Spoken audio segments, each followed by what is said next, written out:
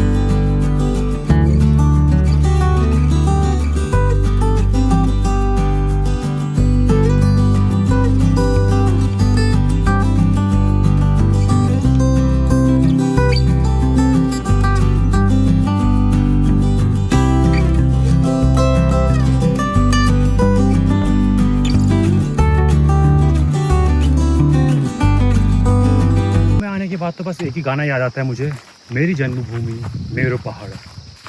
तो जो लोग प्लेन्स में रहते हैं और उनको पहाड़ों में आने का मौका नहीं मिला, तो बस यही हमारी उम्मीद है कि और यही कोशिश है कि कैसे हम यहाँ पर पर्यटन को बहुत बढ़ावा दें, कैसे हम बाहरी लोगों को यहाँ पर दिखा सकते हैं कि आखिर पहाड़ होता क्या है।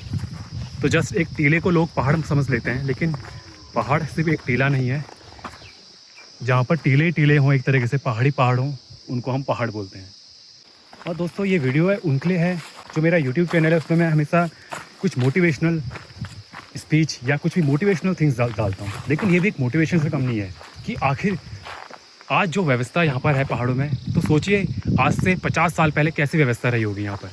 तो कैसे 50 साल पहले यहाँ पर कोई भी अगर हमें खेती करनी है 50 साल पहले, तो कैसे खेती करते थे यहाँ के लोग। तो वो चीज़ आज इस समय की सिचुएशन को देख के आप समझ सकते हो कि उस समय लोगों ने कैसे पहाड़ों को चीरा होगा और खेती करना सीखा होगा। जब बचपन में हमारे साथ एक समस्या रहती थी, जो हमारा टॉयलेट होता था गांव में, आज भी वो इतने दूर होता था। ये रहा हमारा बचपन में। अब सोचिए, ऊपर से रात को नीचे आना है, और हम उस समय होते थे लगभग 10 साल 12 साल के। तो आज भी अगर रात को यहाँ पर आना पड़े तो बहुत ज़्यादा समस्या होती थी। फिलहाल अब तो हमने थोड़ा सा ऊपर बना चुका है, लेकिन बचपन में जो टॉयलेट्स होते थे पहाड़ों में, और आज भी बहुत दूर होते हैं घर से। ये मेरा गांव है, मतलब मेरा ननिहाल, जहाँ पर एक समस्या है। समस्या तो वैसे काफ़ी हैं, जैसे कि यहाँ से पलायन बहुत बड़ी समस्या है हमारे पहाड़ों की। वैसे उत्तराखंड बनने का जो हमारा मेन मोटिव था वो था पहाड़ों का विकास, बट उत्तराखंड बनने के 20 साल बाद भी पहाड़ उसी चीज़ के लिए तरस रहा है। कहीं ना कहीं विकास आज भी गांव तक नहीं पहुंचा है। तो जो खेत हैं, घर हैं, वो सब के सब बंजर खाली होते जा रहे हैं। उसकी एक प्रमुख वजह बंदर भी है।